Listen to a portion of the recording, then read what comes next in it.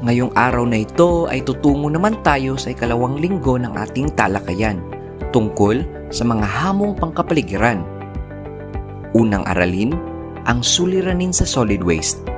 Kung bago ka pa lang sa aking channel, huwag kalimutang i-like, comment, subscribe, share, at i-turn on nyo na rin ang notification bell para sa mga susunod pa na mga videos. O siya, sugdan na nato! Tayo'y nakaangkla pa rin sa most essential learning competency na natatalakay ang kalagayan, suliranin, at pagtugon sa isyong pangkapaligiran ng Pilipinas. Partikular, kayo ay naasahang natatalakay ang mga uri ng solid waste sa Pilipinas, may papaliwanag kung saan nagmumula ang solid waste, at nakakagawa ng isang tula o sanaysay tungkol sa epekto ng solid waste sa ating kalikasan. Bago tayo tumungo sa ating talakayan ay magbabalik-aral muna tayo. Nung nakarang linggo ay tinalakay natin sa Module 1 ang mga hamong panlipunan. Unang aralin nito ay tungkol sa lipunan at kultura. Nalaman natin ang mga elemento ng strukturang panlipunan at pati na rin ang mga elemento ng kultura. Sa ikalawang aralin naman ay ating natalakay ang tungkol sa isyong personal at isyong panlipunan, kung paano sila nagkakaiba at paano rin sila nagkakaugnay. Tumungo na tayo sa ating unang gawaing tatawaging larawan suri. Ano kaya ang kinukuha nila mula sa ilalim ng tulay? Sa iyong opinyon, bakit isa itong hamong panlipunan? Ano kaya ang agarang solusyon dito? At sa iyong pananaw, nakakabahala ba ang problema sa basura sa ating bansa? Ang mga sagot sa mga katanungang ito ay magiging gabay mo sa ating talakayan ngayong araw na ito. Sa ating komunidad, ano nga bang isa sa pinakamalaking problema kung hindi ang gatambak na basura sa may lagusan o ang gabundok na basurang minsay atraksyon sa mga aso at pusa? Ito ang tinatawag na solid waste. Ito ay tumutukoy sa mga basurang nagmula sa mga tahanan at komersyal na establishmento, mga basura na nakikita sa paligid, mga basurang nagmumula sa sektor ng agrikultura at iba pang basurang hindi nakalalason. May iba't ibang uri ng solid waste ayon sa pinanggalingan o source nito. Iilan dito ay nagmumula sa ating mga pamamahay o residential, at dito nagmumula ang 56.7% ng ating mga basura. Sinusundan ito ng mga nagmumula sa mga komersyal na establishmento na may 27.1%, 12.1% naman ay institusyonal o nagmumula sa mga opisina, paaralan at iba pa, at 4% naman ito ay nagmumula sa ating mga industriya. Kung iaayon naman sa uri ng basura, ang biodegradable, nabubulok ang pinakamalaki na may 52.31%. Sinundan naman ito ng recyclable, magagamit pa, hindi nabubulok na may 27.78%. Residual waste, 17.98%, at special na may 1.93%. Ayon sa ulat ng Senado ang Pilipinas noong 2016, ang mga Pilipino ay gumagawa ng mahigit kumulang 40,000 tonelada ng basura araw-araw. Nangunguna dito ay ang NCR na may 9,212.92, Rayon 4A 4,440.15, Rayon 3 3,890.12, Rayon 6 2,892.04 at Rayon 7 2,790.86.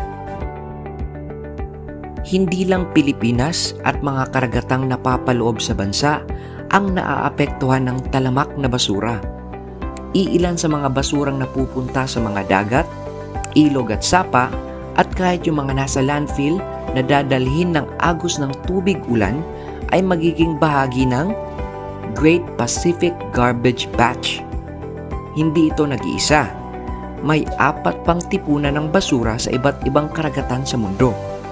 Hindi ito isang simpleng tipunan ng mga basura, kalimitan dahil sa layo ng pinagmulan, tindi ng sikat ng araw at lakas ng hampas ng mga alon. Karamihan sa nakakarating dito ng mga basura ay maliliit at pira-pirasong plastic or microscopic size. Karamihan sa mga plastic na natitipon dito ay mga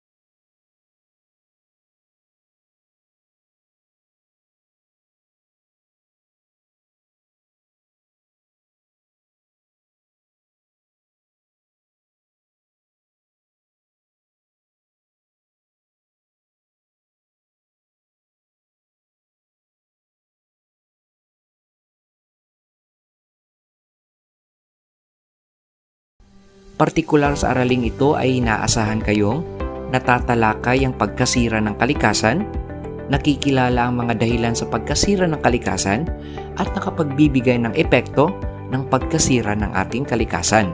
Tayo'y tumungo sa unang gawaing larawan suri. Ano ang makikita mo sa larawan? Anong hamong panlipunan ang ipinapakita sa larawan? At may babalik pa kaya natin ang ganda ng ating kalikasan? Ang mga sagot mo sa mga katanungang ito ay iyong magiging gabay sa ating talakayan ngayong ikalawang aralin. Ang Pilipinas ay minsan nang tinaguriang Land of Milk and Honey dahil hitik sa yamang likas at binansagan ni Rizal na Pearl of the Orient Seas dahil sa tinataglay na likas na kagandahan nito. Ngunit di may pagkakaila ngayon ang pagkasira at ang pagkaubos ng likas na yaman nito. Mula sa kagubatan hanggang sa kalaliman ng karagatan ng Pilipinas, isang malaking hamon ang pagpapanumbalik ng kanyang likas na kayamanan at kagandahan. Malaki ang pakinabang ng kagubatan sa ating pang-araw-araw na pamumuhay. Dito natin kinukuha mga prutas, tela, troso para gawing bahay, mga halamang gamot, at dito rin namamahay ang iba't ibang mga hayop. Noong 1934, Pilipinas ay may 17 milyong ektarya ng kagubatan. 1990, bumaba ito sa 6.6 milyong ektarya at sa loob ng 2 dekada ay tumaas ito hanggang noong 2006 na nagsimula na namang bumaba. Noong 2011, ipinasa ang Executive Order No. 23 o mas kilala bilang National Greening Program ni Pangulong Benigno Aquino III na naglalayong matamnan ng 1.5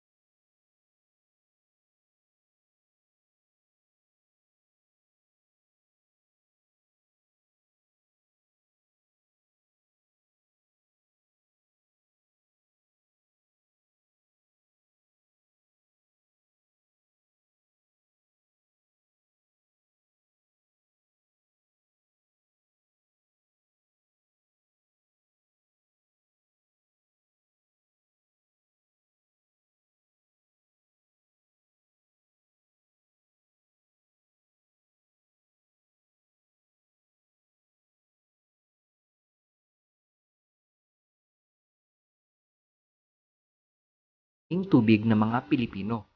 Ito ay naiimbak sa mga tinatawag na watershed. Ayon sa Kagawaran ng Kapaligiran at Likas na Yaman o DENR, ang Central Cebu River Basins ay nahati sa 6 na watersheds. Ito ang Kotkot, Mananga, Lusaran Cumbado, Kansaga, Butuanon at Cebu City Watershed. Malaking kawalan ng pagkaubos ng mga puno sa ating kagubatan dahil unti-unti ring natutuyo ang mga watershed.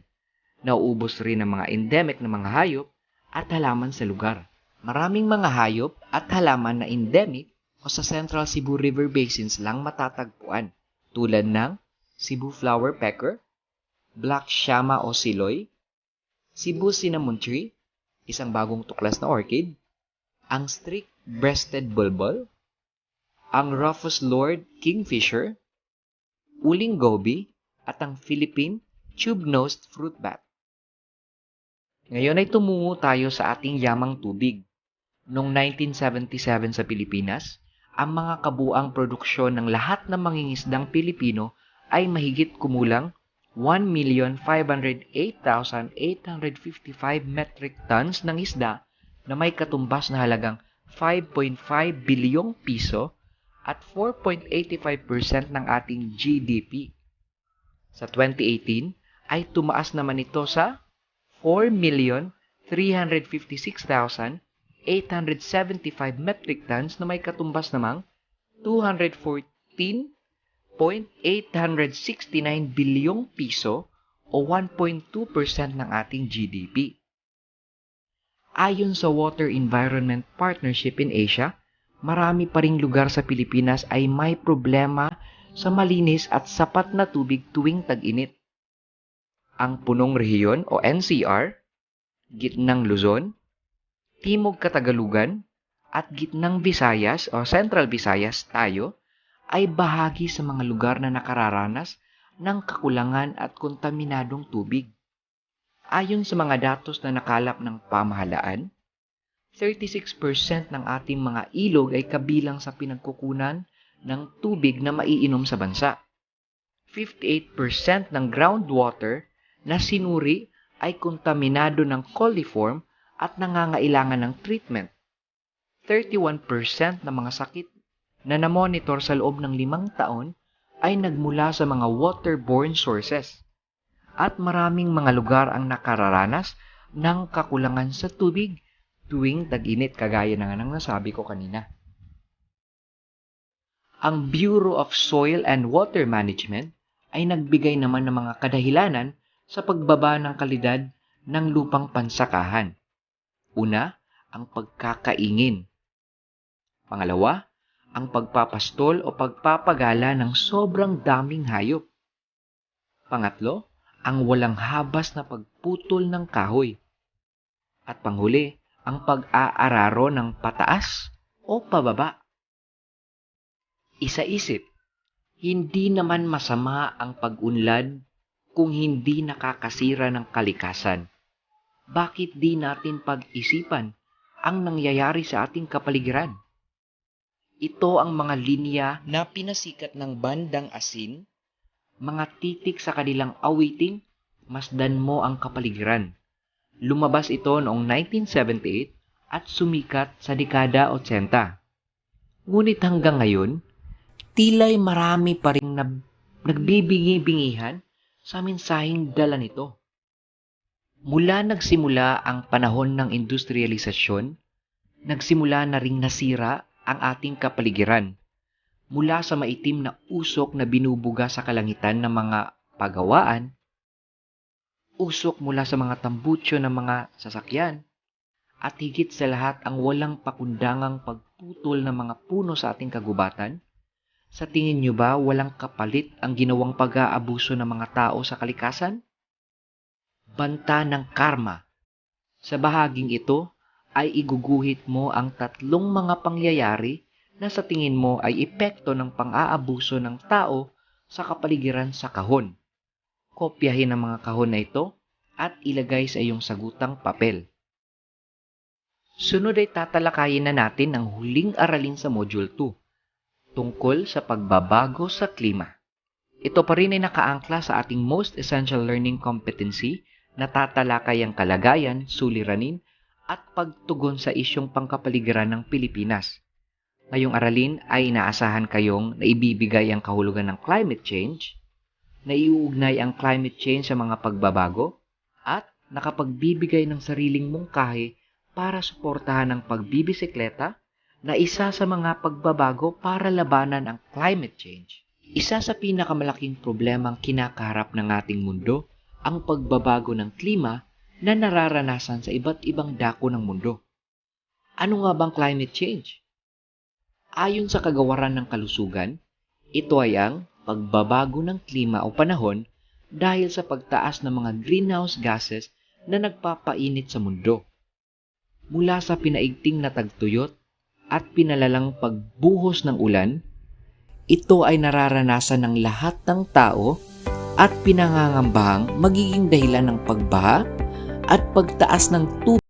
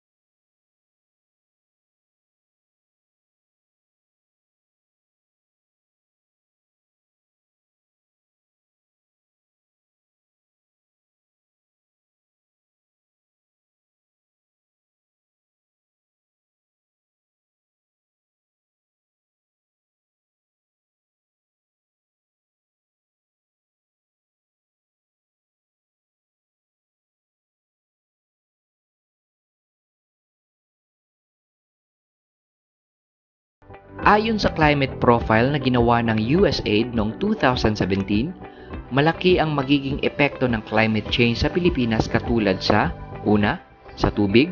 Sa mga lugar na hindi masyadong inuulan, malaki ang magiging epekto dito sa kalidad at kakulangan sa tubig. Tulad sa mga islang maliliit na limitado ang mapagkukunan ng malinis na inuming tubig at walang pwedeng maimbakan ng tubig ulan o reservoir para may supply sa kabahayan. Pangalawa, sa kagubatan, maaaring magbago ang dami ng ulan at rainfall pattern. Dahil ang ating mga kagubatan ay nakasalalay sa ulan, ang pagbabago ng dami ng ulan at ng rainfall pattern, maaari itong maging dahilan na ang ating mga kagubatan ay malagas o maubos. Pangatlo, sa agrikultura, ang ating mga magsasaka ay nakasalalay sa tubig upang palaguin at paramihin ang kanilang pananim. Tulad sa unang nabanggit, maaaring magkaroon ng kakulangan sa tubig. Ang climate change ay pwede ring magdala ng La Nina o El Nino na magiging dahilan sa pagkasira ng mga pananim. Pangapat, pagtaas ng tubig sa dagat. Sa pagkatunaw ng ice caps, mas lumalaki ang ating karagatan dahil sa karagdagang tubig mula rito. Ang mga lungsod na itinayo ng ating mga ninuno sa mga mababang lugar tulad ng Cebu, Manila, Iloilo, Bacolod, Tagbilaran at iba pang lugar sa Pilipinas ay nanganganib na malunod sa taas ng tubig na dala ng rising sea levels. At panghuli, sa kalusugan ng tao, tayo pa rin ang makakaramdam sa pinakamapait na epekto ng pagbabago sa klima, mula sa mga waterborne diseases hanggang sa mga magiging epekto sa katawan dahil sa mataas na temperature. Marami ring mawawalan ng tirahan dahil ang mga malalakas na bagyong katulad ng Yolanda, Ruping, Undoy at iba pa ay magiging normal na bahagi na ng ating panahon. Ating isaisip, maaari siguro nating sabihin na nasa pagkilos at pagmamalasakit ng tao ang solusyon sa mga hamong kinakaharap ng ating bansa. Maaring dagdagan, palitan o bawasan ng mga makinaryang gumagawa ng polusyon, pero tayo pa rin ang dapat unang magbago. Pagbabago sa estilo ng ating pamumuhay, disiplinahin ang sarili, ipagbawal ang plastic, matutong magbike papunta ng paaralan o sa opisina. Ang mga ito ay ilan lang na dapat nating matutunan at dapat maging bahagi ng bagong normal o new normal. Ating isagawa o pagyamanin pa. Basahin ang katanungan at ipahayag ang inyong opinyon. Sagutin ito sa inyong sagutang papel o i-type sa inyong gadget sa pamamagitan ng pagbibigay ng isang mungkahi at pagpapaliwanag rito. Ang tanong, kung ikaw ang mapipiling sangguniang kabataan chair ng inyong lugar, ano ang iyong plano para mas magustuhan ng mga kabataang gumamit o matutong magbisikleta? Tayo'y tumungo na sa huling gawain sa araw na ito. Tatawagin nating poster slogan. Gumawa ng isang poster tungkol sa kalagayang pangkapaligiran ng Pilipinas na may temang makibahagi sa solusyon, hindi sa polusyon. Iguhit ang iyong slogan at maging malikhain sa paggawa nito. Ilagay sa isang maikling puting papel, short bond paper, ang inyong poster. Huwag kalimutang ilagay ang inyong seksyon at pangalan. At dyan nagtatapos ang ating talakayan sa Module 2 para sa ikalawang linggo. Ito pa rin si Sir Mike Sabanal. Sa muli nating pagkikita, paalam!